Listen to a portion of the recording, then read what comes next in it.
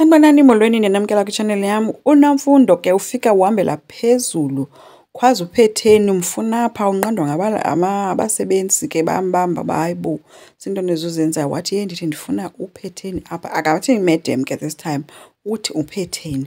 Uthi umenzeni ke unyanakhe. Kaloku unyana ke belapha ngezolo uPhetheni wamkhupha okomsholoko ethi ufunani, lifunani ivezandlebe kwakhe. Ubuze uNomfundo kuba ucinga uba njengoba wena sowunyumbazana nendoda yam sesikwileveli enye na. uNomfundo uthe nje ungandenza noba yintoni na kodwa not unyanam. uPhetheni wamxelela uba oh unyanakho vele ke ufanele uthetha kanjalo because ubolile, unyanakho ubolile ufana nawe. Hayi ke wanyukela uNomfundo ke efuna ukulwa ngoku. uPhetheni wamchithela ngeglasi yewayini wamshiya apho ebanjwe ngabasebenzi ke. Kanti lonke ke elo xesha abashiyayo ubize amapolisa.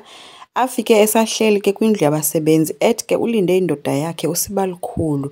Phofu uthi kwa aba abanye abasebenzi mababe ngakwicala lakhe ethi hayibo kutheni noni ngakwicala likamadam xa bebemxelela ke into yoba Nomfundo ngcono uhambe ngoku kaloku nabo bazama ukuseyiva umsebenzi wabo. Uthi yena oh nicala likamadam wenu because kaloku umadam yena unemali mna andinamali.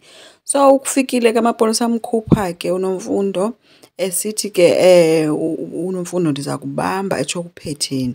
Ndiza kubamba apho umncinci khona edibene ke nabasebenzi bakhe. Oothuli besithi hayibo thina senze ntoni ngoku? Abesithi uPhetheni hamba phuma kwam second hand. Unjengaye kanti ke yena kushiyeke ehamba xa uNomfundo uye wamfowunela ke wahamba umkhupha uNomfundo ejele. Bayabonakala ke apha bahleli bobayithuke babambene ke kumnandi. uNomfundo uthi akabhilive uba umfazi wakhe angamanza kanjena. Nonjengayo uthi yazi uPhetheni wazi izinto kancinci. Uthi uNomfundo kaloku nesithandwa sam ubaluleke kakhulu kum, awunguye nawuphi na umntu, ungumama kanyana wam. Uthe ke hayi ke ndizayilungisa le nto. uNomfundo besithi ke asizukwazi uphila ngolu hlobo ke thina. uPhetheni kwelakhe icala ke yena ubhizi ufowunela epolice station mayelana nalo mntu ebembambisile.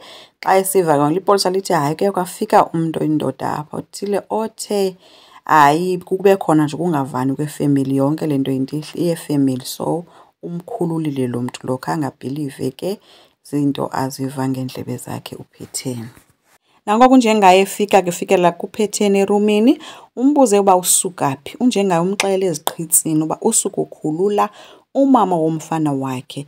Wayithula phezulu ke intsini uPhetheni ethi lo mfazi ufike apha ezondidelela emzini wam. Unjengaye uthi ndenzele uThemba, bendingeke ndiyeke unina afele ejele. uPhetheni uthe njani, ngubani lo kumele asafarishe, ndim okanye nguThemba? uThemba yena makabe rayithi. Uthe unjengaye uThemba ngumntana. uPhetheni uthi I am your wife, undilibele na? Unjengaye uthi uba ubundim buzokwenza njani wena? uPhetheni uthi bendizoba nenyani and ngesingekho apha njengangoku uba wawuvele wanenyani zisuka. Unjengaye uthe okwenzekileyo ke kuyafana nokudaliweyo. uPhetheni uthi ufuna ndivume nje yonke into ibe ngathi yonke into irayithi. Unjengaye uthi uyinkosikazi yam, leyo into soze itshintshe. Uthi uPhetheni mandize kuqala kaloku kuyo yonke into, khetha mna ke uyeke wonke omnye umntu, khetha mna njengayo okanye ke sendingumakhwaphe njengangoku. Unjengaye uthe wena uyandidelela, awundazi noba ndingubani, andingomntu kuwe, nguwe onxiba ibhulukhwe apha, nguwe indoda yalapha. Watsho ethi hayi Phetheni mani, hayi suka. Wemka ke sana wamshiya edane uPhetheni obekade elila sezincame zoma kwa ezo nyembezi ke ngoku. So uPhetheni guys ziyambuyela, asazi ke nokuba ziinyembezi kaSibongile noba kwenzeka ntoni because kaloku wayemphethe kabuhlungu uSibongile ethanda unyana wakhe emjongele phantsi uba angangubani na okanye ungubani na uba angajola nokwenzo umntana wakhe eyinto yangapha exopho yena.